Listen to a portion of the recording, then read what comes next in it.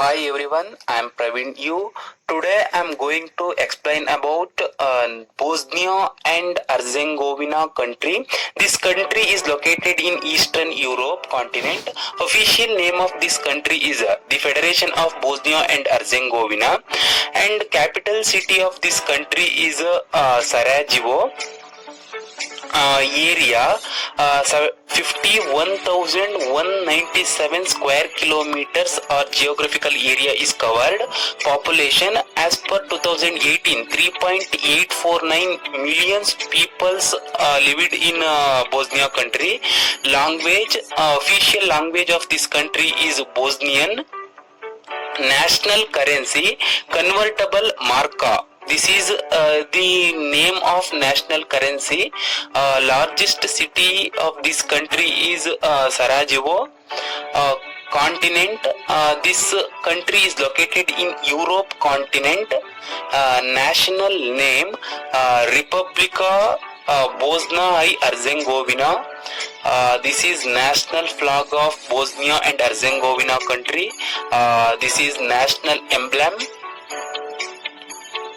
National anthem, the national anthem of Bosnia and Herzegovina. Ural owl, this is national bird. National flower, golden lily. National tree of this country, Bosnian pine. National animal, Tanjak. National sports, basketball is the national sport. This is all about introduction part of Bosnia and Herzegovina country. And next one is economy system of Bosnia and Herzegovina country. Bosnia and Herzegovina country economy system ಅನ್ನು ನಾವು ನೋಡಿದಾಗ ಅದು ಮೂರು ರೀತಿಯಾಗಿ ವಿಂಗಡಿಸಲಾಗಿದೆ. ಅವುಗಳು ಯಾವ್ಯಾವಪ್ಪ ಅಂತ ಹೇಳಿದ್ರೆ, ಫಸ್ಟ್ ಒನ್ ಈಸ್ ಅಗ್ರಿಕಲ್ಚರ್ ಕೃಷಿ, ಸೆಕೆಂಡ್ ಒನ್ ಈಸ್ ಇಂಡಸ್ಟ್ರಿ ಕೈಗಾರಿಕೆ, third one is tourism and service ಪ್ರವಾಸೋದ್ಯಮ ಹಾಗೂ ಸೇವಾ ವಲಯ. ಈ ಮೂರು ಭಾಗಗಳಾಗಿ ಬೋಸ್ನಿಯಾ ಅಂಡ್ ಹರ್ಜೆಗೋವಿನಾ ಕಂಟ್ರಿಯ ಅರ್ಥವ್ಯವಸ್ಥೆಯನ್ನ ಅಥವಾ ಆದಾಯದ ಮೂಲಗಳನ್ನ ವಿಂಗಡಿಸಲಾಗಿದೆ. ಹಾಗೂ ಬೋಸ್ನಿಯಾ ಅಂಡ್ ಹರ್ಜೆಗೋವಿನಾ ಕಂಟ್ರಿಯ ಹ್ಯೂಮನ್ ಡೆವಲಪ್ಡ್ ಇಂಡೆಕ್ಸ್ ಮಾನವ ಅಭಿವೃದ್ಧಿ ಸೂಚ್ಯಾಂಕವು ವಿಶ್ವದಲ್ಲಿಯೇ 73ನೇ ಸ್ಥಾನವನ್ನ ಪಡೆದುಕೊಳ್ಳುವುದರ ಮೂಲಕ ತನ್ನ ಅರ್ಥವ್ಯವಸ್ಥೆಯ ಪಾಲನ್ನು ಕೂಡ ಇದು ಸೂಚಿಸುತ್ತದೆ.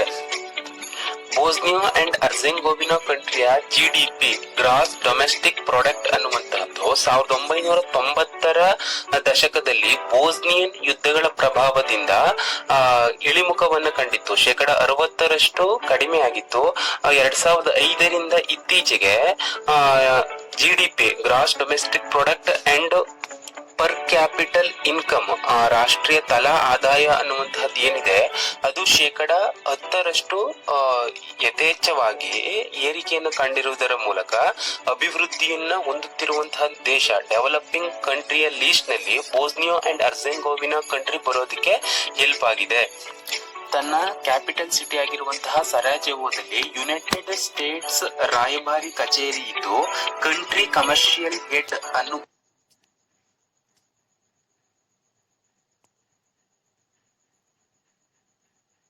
ಆಕ್ಟಿವಿಟೀಸ್ ಗಳನ್ನ ಸರಾಜೆವೋ ನಗರದ ಕೇಂದ್ರ ಕಚೇರಿಯೇ ನಿರ್ವಹಿಸುತ್ತದೆ.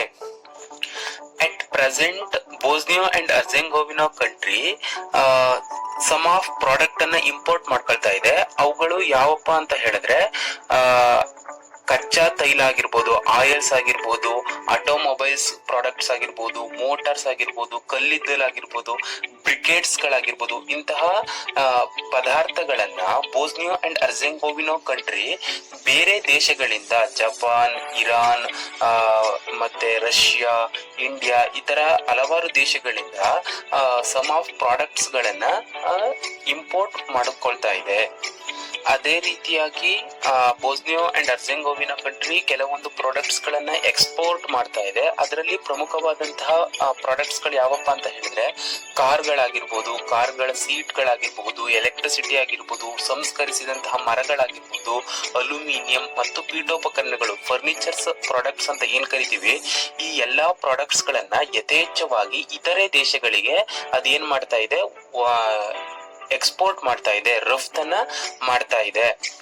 ಬೋಸ್ನಿಯೋ ಅಂಡ್ ಅರ್ಜೆಂಗೋವಿನಾ ಕಂಟ್ರಿಯಲ್ಲಿ ಫಾರಿನ್ ಡೈರೆಕ್ಟ್ ಇನ್ವೆಸ್ಟ್ಮೆಂಟ್, ವಿದೇಶಿ ಹೂಡಿಕೆಯು ನಿವಾಸಿಗಳ ಹೂಡಿಕೆಗಳಿಗಿಂತ ಯಥೇಚ್ಛವಾಗಿದ್ದು ವಿಶ್ವದಲ್ಲಿಯೇ 3ನೇ ಸ್ಥಾನವನ್ನ ಪಡೆದುಕೊಂಡಿದೆ. ವಿದೇಶಿಯ ಹೂಡಿಕೆಯಲ್ಲಿ ಬೋಸ್ನಿಯೋ ಅಂಡ್ ಅರ್ಜೆಂಗೋವಿನಾ ಕಂಟ್ರಿ 3ನೇ ಸ್ಥಾನವನ್ನ ಪಡೆದುಕೊಂಡಿದೆ.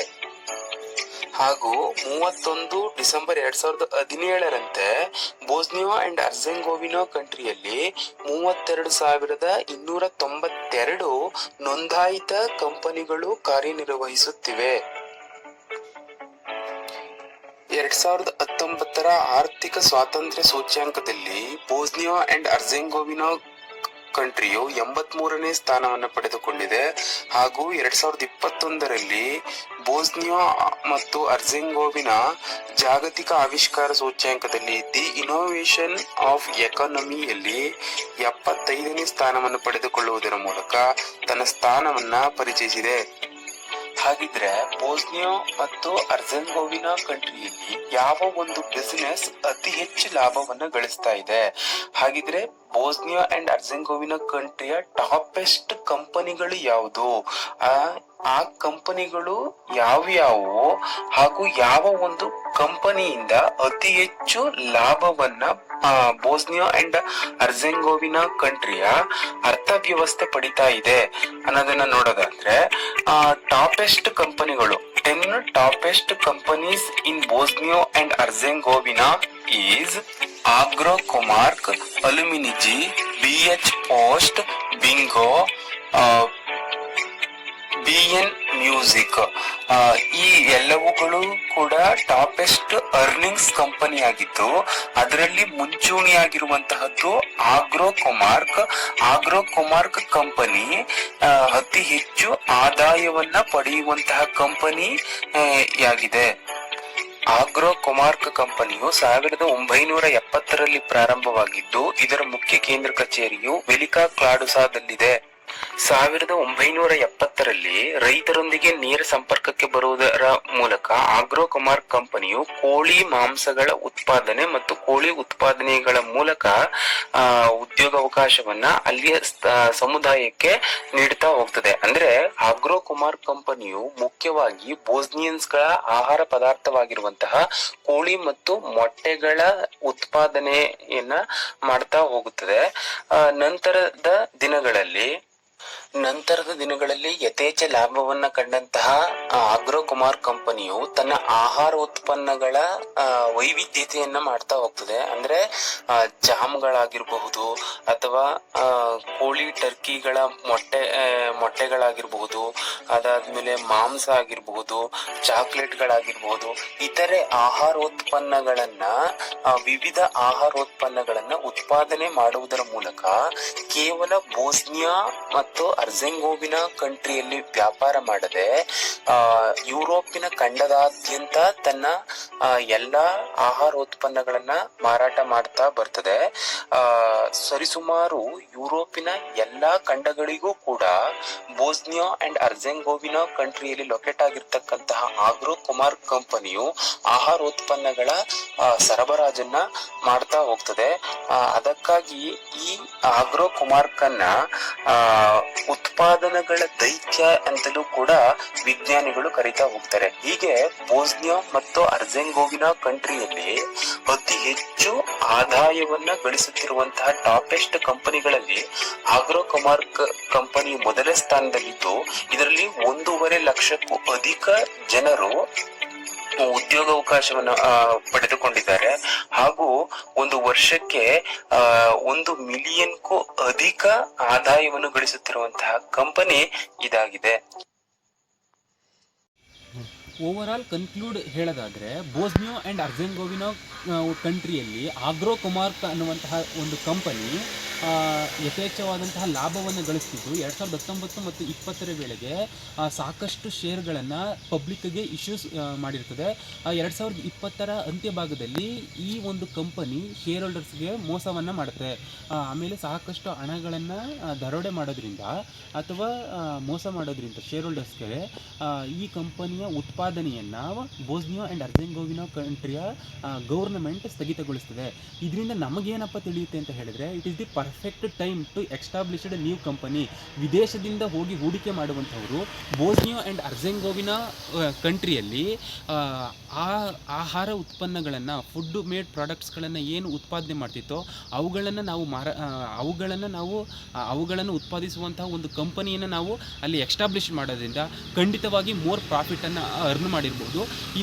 ಇದಷ್ಟೇ ಅಲ್ಲದೆ ನಮಗೆ ಇನ್ನೊಂದು ಏನಪ್ಪ ತಿಳಿಯುತ್ತೆ ಅಂತ ಹೇಳಿದ್ರೆ, ಏಷ್ಯಾ ಖಂಡದಲ್ಲಿ ಲೊಕೇಟ್ ಆಗಿರುವಂತಹ ಭಾರತದ ಸಾಂಬಾರು ಪದಾರ್ಥಗಳಾಗಿರ್ತಕ್ಕಂತಹ ಹಲವಾರು ಪದಾರ್ಥಗಳಿಗೆ ಯುರೋಪಿನ ಮಾರುಕಟ್ಟೆಯಲ್ಲಿ ಯಥೇಚ್ಛವಾದಂತಹ ಲಾಭ ಇರುತ್ತೆ. ಅದಕ್ಕೋಸ್ಕರವಾಗಿ ಯುರೋಪಿಯನರು ಭಾರತಕ್ಕೆ ಬಂದು ಹಲವಾರು ಸಾಂಬಾರು ಪದಾರ್ಥಗಳನ್ನು ತೆಗೆದುಕೊಂಡು ಹೋಗಿ ಯುರೋಪಿನ ಮಾರುಕಟ್ಟೆಯಲ್ಲಿ ಮಾರಾಟವನ್ನು ಮಾಡಿ ಲಾಭವನ್ನು ಗಳಿಸ್ತಾ ಇರ್ತಾರೆ. ಈ ಪಾಯಿಂಟ್ಸನ್ನು ನಾವು ಅತಿ ಹೆಚ್ಚಾಗಿ ಗಮನಿಸಿ, ಭಾರತೀಯರಾದಂತಹ ನಾವು ಬೋಸ್ನಿಯೋ ಆ್ಯಂಡ್ ಅರ್ಜೆಂಗೋವಿನಾ ಕಂಟ್ರಿಯಲ್ಲಿ ಈ ಕಂಪನಿನ ಫುಡ್ ಮೇಡ್ ಪ್ರಾಡಕ್ಟ್ಸನ್ನು ಉತ್ಪಾದನೆ ಮಾಡಿದ್ವಿ ಅಂತ ಹೇಳಿದ್ರೆ, ಆ ಕಂಪನಿನ ಎಸ್ಟಾಬ್ಲಿಷ್ ಮಾಡಿದ್ವಿ ಅಂತ ಹೇಳಿದ್ರೆ ಖಂಡಿತವಾಗಿ ಉದ್ಯೋಗಾವಕಾಶವನ್ನು ಕೂಡ ಮಾಡಬಹುದು. ಅದರ ಜೊತೆಗೆ ಸಾಕಷ್ಟು ಆದಾಯವನ್ನು, ಲಾಭವನ್ನು ಕೂಡ ಗಳಿಸ್ಬೋದು ಅಂತ ಹೇಳ್ಬೋದಾಗಿದೆ. Thank you. ಅಲ್ಲಿಗೆ ಹಾಕು.